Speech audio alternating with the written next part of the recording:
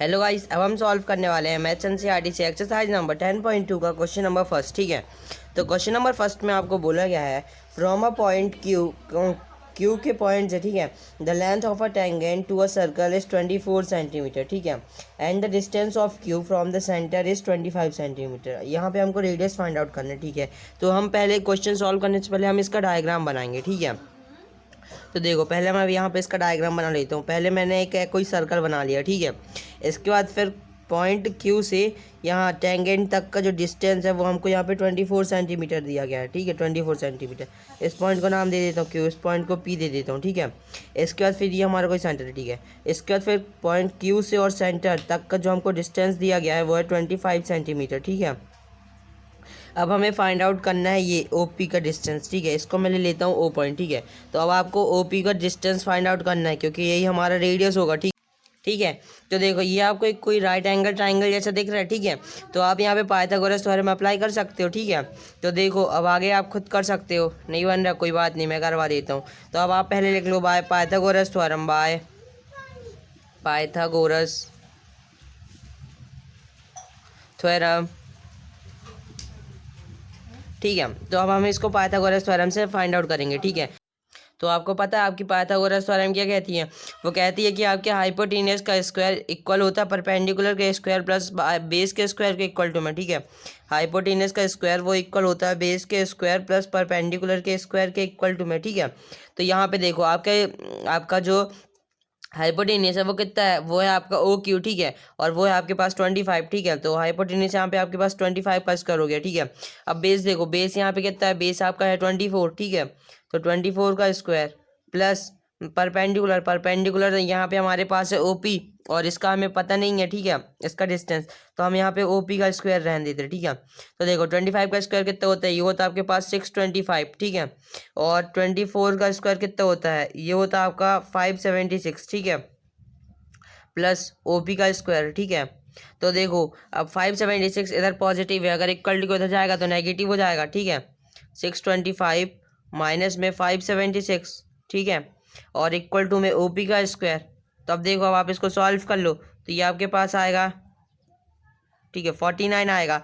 अब देखो जो आपका यहाँ पे ओपी का स्क्वायर है, ठीक है, अगर मैं यहाँ से स्क्वायर हटाऊँ तो इधर side plus minus under root आ जाता है। ठीक है, अब हम यहाँ पे नेगेटिव तो ले नहीं सकते क्योंकि ये हमारा डिस्टेंस है और डिस्टेंस कभी नेगेटिव नहीं होती। ठीक है, ओपी, अब देखो अंडर रूट से ये देखो 7 का स्क्वायर कितना होता है, 7 का स्क्वायर कितना होता है, ये होता है हमारा 49 है ना, तो स्क्वायर से अंडर रूट कैंसिल हो जाएगा।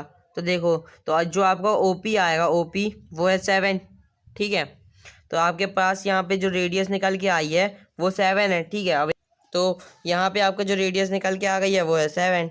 ठीक है, तो मैं अब यहाँ पे ऐसे लिख देता हूँ। ठीक है, तो अब आप इसका आंसर स्वैप कर सकते हो। यहाँ पे आपको पूछा गया था, डिस्टेंस पूछा गया था। ठीक है, ओपी का, तो आप यहाँ पे लिख सकते हो hence correct alternate are A 7 centimetre A. ठीक है, यहाँ पे आपको 7 सेंटीमीटर दिया गया था ऑप्शन। ठीक है, तो आपका बस क्वेश्चन नंबर फर्स्ट कंप्लीट हुआ। अब चलो देख लेते हैं क्वेश्चन नंबर सेकंड। ठीक है, तो देखो सेकंड क्वेश्चन में आपको क्या बोला गया, यहाँ पे आपको दिया गया है in figure 10.11 if T P and T Q are two tangent. ठीक है, यहाँ पे देखो आपको फिगर दी गई है 10.11। ठीक है, बाजू में आप उसको देख सकते हो, वो कैसी बनी है, वो कुछ इस टाइप में बनी है। ठीक है, ये आपका कोई सर्कल है, ये सेंटर और ये ऐसे टच है और इसके बाद फिर ये आगे एक्सटेंड हुई है। ठीक है, और इस पॉइंट का नाम है ओ और यहाँ पे इन्होंने क्यू टी और ये पी। ठीक है, और आपका जो ये एंगल है वो 110 डिग्री का है। ठीक है, तो अब देखो यहाँ पे आपको क्या फाइंड आउट करना है, यहाँ पे आपको फाइंड करना देन पी ओ क्यू जो है equal to 100 degree then P T Q is equal to. ठीक है, तो ये हमें यहाँ पे P T Q find out करना है। ठीक है, ये मतलब ये एंगल टी फाइंड आउट करना वो कितनी डिग्री का होगा। ठीक है, तो देखो अब हम उसको कैसे फाइंड आउट करेंगे, चलो देखते हैं। तो देखो सॉल्यूशन, ठीक है, तो अब देखो आपको पता है जो आपका क्वाड्रिलेटरल होता है वो 360 डिग्री का होता है। ये हमारा कोई क्वाड्रिलेटरली तो है ना, तो अब आप यहाँ पे लिख सकते हो angle P plus angle Q plus angle O plus angle T equal to में 360 डिग्री। ठीक है, इक्वल टू में 360 डिग्री। ठीक है, तो अब देखो एंगल पी क्या होगा, एंगल पी यहाँ पे आपका होगा 90 degree.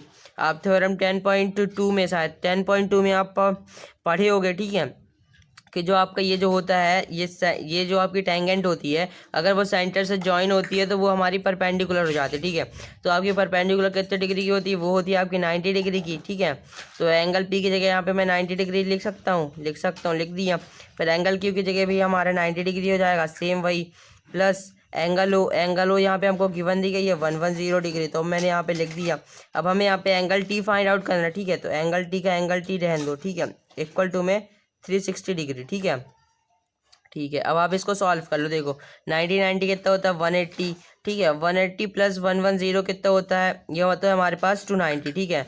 290 plus angle T equal to ये हो जाएगा हमारा 360 डिग्री, ठीक है। तो अब यहाँ पे सिर्फ एंगल टी कितना होगा, वो होगा हमारा 360 माइनस में 290 डिग्री, ठीक है। तो आप इसको सॉल्व कर लो, आपके पास एंगल टी आ जाएगा।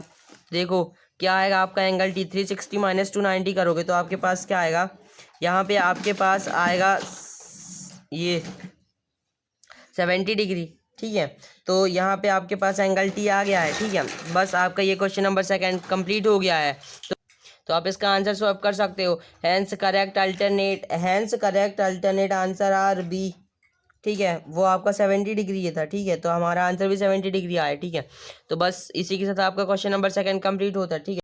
चलो ठीक है, अब कर लेते हैं क्वेश्चन नंबर थर्ड, ठीक है। तो क्वेश्चन नंबर थर्ड में आपको बोला गया है if tangent P and P B from a point P to a circle with centre O, ठीक है। तो देखो पहले आप इसका डायग्राम बना लो, ठीक है, आपको ये समझने में इजी होगा। तो सबसे पहले आपको बोला गया है तो सेंटर ओ, ठीक है।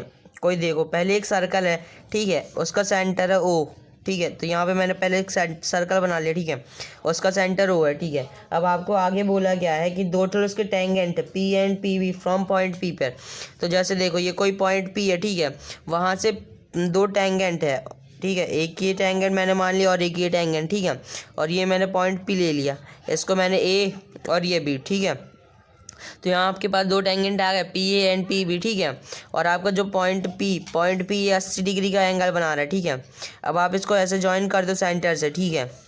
आप इसको ऐसे सेंटर से ज्वाइन कर दो, ठीक है। तो अब देखो अब आप इसको सॉल्व कर दो, ठीक है, सॉल्यूशन। तो अब देखो, ठीक है, देखो अब तो देखो अब आपको पता है कि हमारा क्वाड्रिलेटरल है, ठीक है। और क्वाड्रिलेटरल कितने डिग्री का होता है, ये होता है हमारे 360 डिग्री का, ठीक है।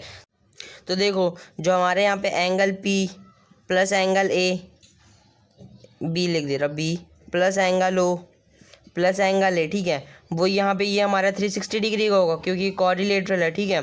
अब देखो एंगल पी यहाँ पे हमको 80 डिग्री दिया गया है तो हम यहाँ पे ऐसे लिख दिए प्लस एंगल बी कितने डिग्री का होगा, ये हमारा 90 डिग्री का होगा क्योंकि आप अभी थ्योरम 10.2 में पढ़ोगे कि जो हमारा रेडियस इज ये tangent is always perpendicular to the radius, ठीक है। तो ये हमारा 90 डिग्री का होता है, ठीक है, 90 डिग्री, और ये भी 90 डिग्री हो जाएगा क्योंकि दोनों टेंजेंट है, ठीक है। तो देखो ये बी हमारा 90 डिग्री का हो गया प्लस एंगल ओ हमें पता नहीं है तो एंगल ओ रहने दो, प्लस एंगल ए ये हमारा है 90 डिग्री, तो 90 डिग्री ये इक्वल टू में पूरा हो जाएगा 360 डिग्री, ठीक है। अब आप ये सबको ऐड कर लो, ठीक है। तो देखो ये 90 और ये 90 180 प्लस 80 कितना होता है, ये होता है आपके पास 260, ठीक है। तो 260 plus angle O equal to में 360, ठीक है। तो अब आपके पास जो एंगल ओ निकल के आ रहा है एंगल ओ वो कितना होगा, 360 माइनस में 260 कर दो, ठीक है। 360 माइनस में 260 तो वो हो जाएगा यहाँ पे आपके पास 100, ठीक है। तो यहाँ पे जो आपके पास एंगल ओ निकल के आया है वो है 100, ठीक है। अब देखो अब आपको यहाँ पे बोला गया है कि इंक्लीड, ठीक है, यानी देखो आपके पास ये एंगल पी से ही आपको ये ऐसा, ठीक है, जैसे दो पार्ट में इसको डिवाइड करना है, ठीक है। आपके यहाँ क्वेश्चन में बोला गया है कि आर इंक्लीड टू ईच अदर, ठीक है, ये दोनों को 80 डिग्री के इंक्लीड है, ठीक है, दोनों, ठीक है। तो अब देखो आप यहाँ पे कोई भी कॉन्ग्रुएंसी लगाकर ये दोनों को इक्वल प्रूफ कर दोगे, ठीक है। तो अब आपके पास फिर एंगल ओ निकल के आ जाएगा इतना एरिया, ठीक है, या फिर इतना एरिया, ठीक है, आपको ये फाइंड आउट करना था, ठीक है। तो अब देखो अब हम ये दोनों को इक्वल प्रूफ करेंगे, ठीक है। तो अब देखो अब हम इसको प्रूफ कर देंगे, ठीक है।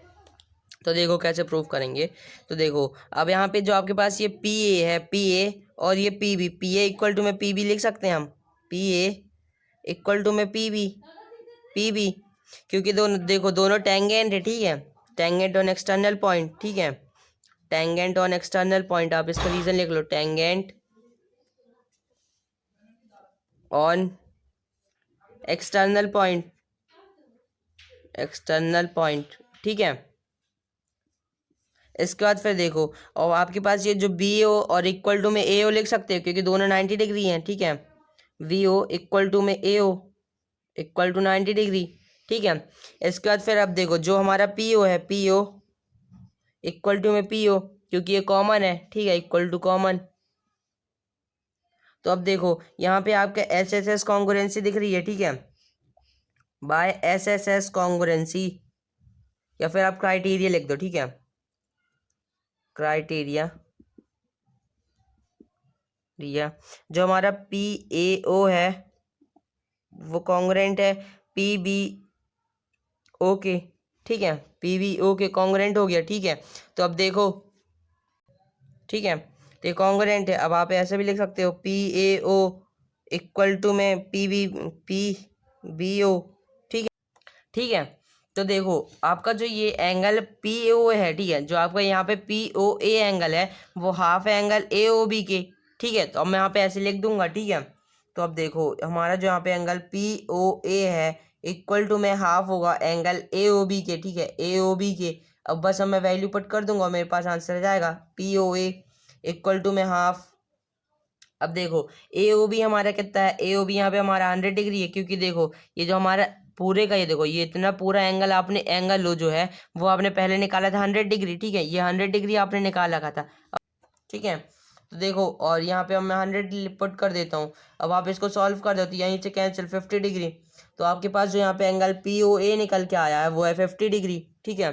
अब आप इसका आंसर सॉल्व कर सकते हो, तो करेक्ट अल्टरनेट आर कौन सा है, ए इक्वल टू 50 डिग्री, ठीक है। तो उम्मीद करता हूँ आपको क्वेश्चन नंबर 3 समझ में आया होगा। अगर समझ में आया तो अभी वीडियो को लाइक कर दो, अगर अभी तक चैनल को सब्सक्राइब नहीं किया है तो बहुत जल्दी से फटाफट कर दो, ठीक है। थैंक्स फॉर वॉचिंग, मिलते हैं अगली वीडियो में, तब तक के लिए बने रहिए हमारे साथ।